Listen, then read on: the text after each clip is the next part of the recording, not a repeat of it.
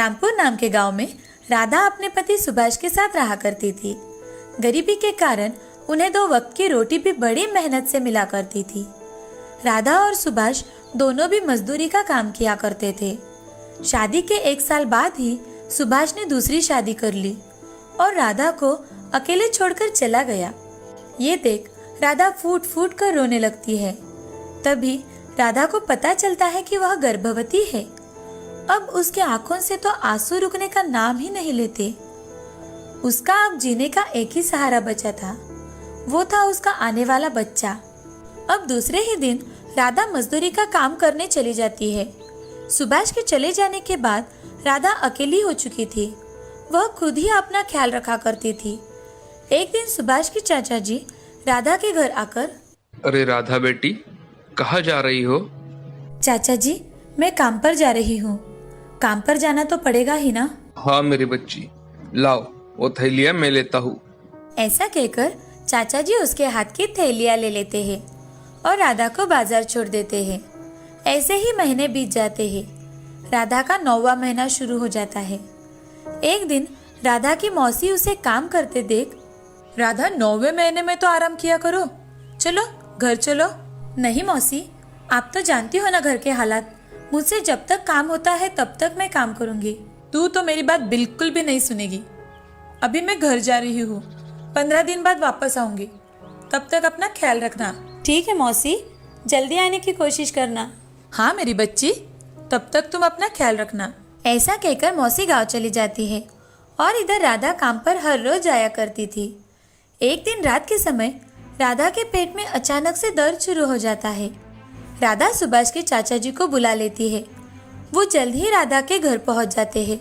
जल्दी से राधा को अस्पताल में भर्ती भी करवाते हैं। थोड़ी ही देर बाद डॉक्टर चाचा जी से, बधाई हो, आपको पोता हुआ है। थोड़ी ही देर बाद राधा को होश आता है और चाचा जी उसे खुशी खुशी अपने बेटे का मुंह दिखाते हैं। देखो राधा, ये बिल्कुल तुम्हारे जैसा है। राधा अपने बच्चे को देखकर बहुत खुश हो जाती है। वो अपने सारे दुख दर्द वही भूल जाती है और अपने बच्चे की परवरिश करना शुरू करती है। कुछ दिन बीतने के बाद राधा अपने बेटे को अपने साथ लेकर ही काम पर जाती थी। जैसे जैसे सुधीर बड़ा होने लगा तो सारे बच्चों के साथ पिताजी को देखता तो अपनी माँ से, माँ, मेरे पापा कहाँ है? वो हमारे साथ क्यों नहीं रहते? क्या वो मुझे पसंद नहीं करते? अब राधा सुधीर को सारी सच्चाई बताने का फैसला कर लेती है। ऐसा कुछ भी नहीं है मेरे बेटे, तुम्हारे पिताजी ने दूसरी शादी कर ली है और इसीलिए वो हमसे मिलने नहीं आते। उन्होंने हमें छोड़ दिया है। ऐसा कहते ही राधा के आंखों में से आंसू बहने लगते हैं। वह आंसू देखकर सुधीर राधा से, रो मत माँ, मैं हमेशा तुम्हारे साथ रहूंगा। मैं तुम्हारा साथ कभी नहीं छोड़ूंगा माँ। सुधीर की बातें सुन राधा अपने आंसू पोंछ लेती है और सुधीर को गले लगा लेती है। अब राधा सुधीर को स्कूल में भेजने का निर्णय लेती है और उसका दाखला करवाती है। सुधीर पढ़ाई में बहुत ही होशियार था। उसका पढ़ाई में हमेशा ही अव्वल नंबर आया करता था। सभी शिक्षक भी उस पर बहुत खुश थे। सुधीर को पहला नंबर आने के कारण स्कॉलरशिप भी मिली थी और ये देख राधा को बहुत खुशी मिला करती थी। स्कूल खत्म होने के बाद सुधीर को अच्छे मार्क्स मिलने के कारण उसका एडमिशन एक अच्छे कॉलेज में हो जाता है। वहाँ सब अमीर लड़के पढ़ा करते थे। सबके पास गाड़ियाँ थी। ये देख सुधीर का दोस्त आनंद सुधीर से, अरे सुधीर, तू हमेशा पढ़ाई में फर्स्ट आता है, सब कुछ अच्छा है, मगर तेरे पास एक भी गाड़ी नहीं है। ये कितनी आश्चर्य की बात है। ये सुन सुधीर को बहुत ज्यादा गुस्सा आ जाता है, मगर वह अपने दोस्तों से झूठ बोलता है कि, अरे तू क्या समझता है सिर्फ तेरे पास गाड़ी है? मेरी माँ ने मुझे मेरे जन्मदिन पर ही गाड़ी तोहफे में दी थी। मेरे पास भी गाड़ी है। ऐसा कहकर सुधीर वहां से चला जाता है। उसे अपने घर के हालात पता थे, लेकिन फिर भी अपने साथ पढ़ते बच्चों की शान और शौकत देख उसे भी मन ही मन लगने लगा था कि उनके जैसे कपड़े पहने, उनकी जैसी गाड़ी उसके पास हो। घर जाकर सुधीर अपनी माँ से, माँ, मुझे कल के कल ही बाइक चाहिए। अरे सुधीर, आज क्या हुआ है बेटा तुम्हें? ऐसे क्यों बात कर रहे हो? तुम तो जानते हो ना अपनी हालत। अभी हमारे पास पैसे कहाँ है? थोड़े थे वो तो तुम्हारे एडमिशन में चले गए। अब मैं कहाँ से पैसे लाऊं? मुझे वो कुछ पता नहीं माँ, मुझे कल सुबह बाइक चाहिए बस। ऐसा कहकर सुधीर गुस्से से बाहर चला जाता है। तभी राधा मन ही मन, सुधीर को मैं कैसे समझाऊं कि मेरे पास पैसे नहीं हैं, लेकिन आज तक मेरे बेटे ने मुझसे कुछ भी नहीं मांगा। आज पहली बार उसने मुझसे कुछ मांगा है। मुझे उसे गाड़ी लेकर तो देनी ही होगी। ऐसा सोचकर राधा ने कुछ पैसे अपने सुख दुख के लिए जोड़े रखे थे। वो देखे उनमें कुछ पैसे कम पड़ रहे थे। अब उसने गांव के सरपंच जी से मदद मांगने का विचार किया। राधा सरपंच जी से, मालिक मुझे कुछ पैसे चाहिए थे, थोड़ी जरूरत है। कितने पैसे चाहिए थे तुम्हें राधा? एक गाड़ी आ जाए उतने ही पैसे चाहिए थे। मैं आपके पैसे थोड़े थोड़े करके चुकता कर दूंगी। गाड़ी सुधीर के लिए ठीक है, लेकिन राधा अगर नई गाड़ी लेने के बजाय तुम पुरानी गाड़ी खरीदोगी तो तुम्हारे पैसे बच जाएंगे। ये तो आपने बहुत ही अच्छा सुझाव दिया है मालिक। क्या आप मेरी मदद कर देंगे? ऐसा कहकर सरपंच जी राधा के हाथों में पैसे रख देते हैं और उसे गाड़ी खरीदने में भी मदद कर देते हैं। दूसरे दिन सुबह सुधीर उठते ही राधा उसके हाथों में गाड़ी की चाबी रख देती है। तभी सुधीर बहुत खुश हो जाता है और गाड़ी लेकर वहां से चला जाता है। राधा सुधीर को खुश देख वो भी खुश हो जाती है। शाम के समय जब सुधीर कॉलेज से घर लौट रहा था, तभी बाइक का स्पीड बहुत ज्यादा होने के कारण उसका एक्सीडेंट हो जाता है। उसे तुरंत ही सरकारी अस्पताल में भर्ती करवाया जाता है। जैसे ही चाचा जी को ये खबर मिलती है, वो राधा के पास जाकर, अरे राधा बिटिया, कहाँ हो तुम? सुधीर का बहुत बड़ा एक्सीडेंट हो गया है, चलो हमें जल्दी अस्पताल जाना चाहिए। ये सुन राधा जोर जोर से रोने लगी और भागते भागते अस्पताल में पहुंच जाती है। वहां जाते ही डॉक्टर से, डॉक्टर साहब मेरा बेटा कैसा है? उसे ज्यादा चोट तो नहीं आई ना? एक्सीडेंट की वजह से सुधीर की एक आंख में गहरी चोट आई है। अब शायद ही सुधीर उस आंख से देख पाए। राधा ये बात सुन बहुत रोने लगती है और डॉक्टर से, डॉक्टर साहब कुछ ना कुछ तो उपाय होगा ना इस पर? प्लीज डॉक्टर, मेरे बेटे की आंख को कुछ नहीं होना चाहिए। अगर कोई उन्हें आंख दान में दे तो पेशेंट फिर से देख सकता है। डॉक्टर, मेरे बच्चे को मेरी आंख दे दीजिए। मैं तो एक आंख से अपनी पूरी जिंदगी गुजार लूंगी। मेरे बेटे के सामने उसकी सारी जिंदगी पड़ी हुई है। उसको तो अभी पढ़ाई भी पूरी करनी है। आप उसे मेरी आंख दे दीजिए। ठीक है, जैसा आप चाहे। डॉक्टर, मेरे बेटे को कभी मत बताना कि ये आंख मैंने उसे दी है। ठीक है।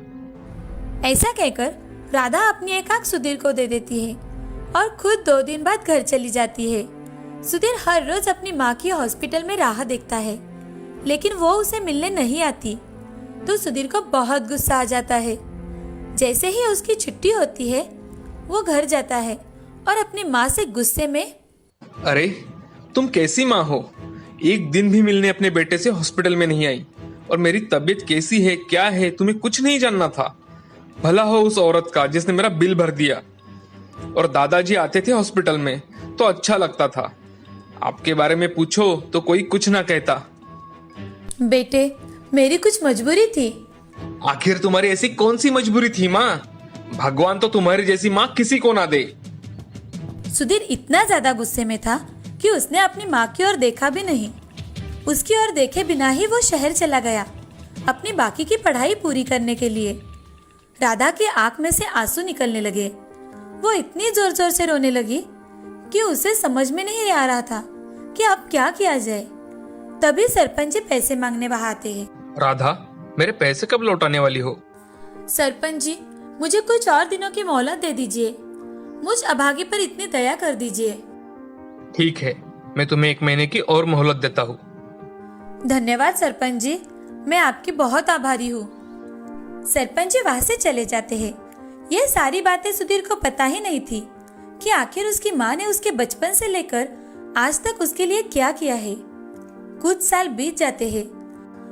अब सुधीर अफसर बन गया था, लेकिन अपनी माँ पर इतना ज्यादा गुस्सा था कि अपनी माँ से एक बार भी नहीं मिलने आया था। राधा पर मजदूरी करके सरपंच जी के पैसे लौटाने की नौबत आ गई थी। अब राधा बहुत थक चुकी है। एक दिन अचानक से उसे पता चलता है कि उसका लाडला बेटा एक अफसर बन गया है और सरपंच जी ने उसे अपने गांव बुलाया है। वह दौड़कर वहां चली जाती है वहां जाते ही राधा मन ही मन, कितने साल बीत गए, अब मेरे बेटे का गुस्सा भी चला गया होगा।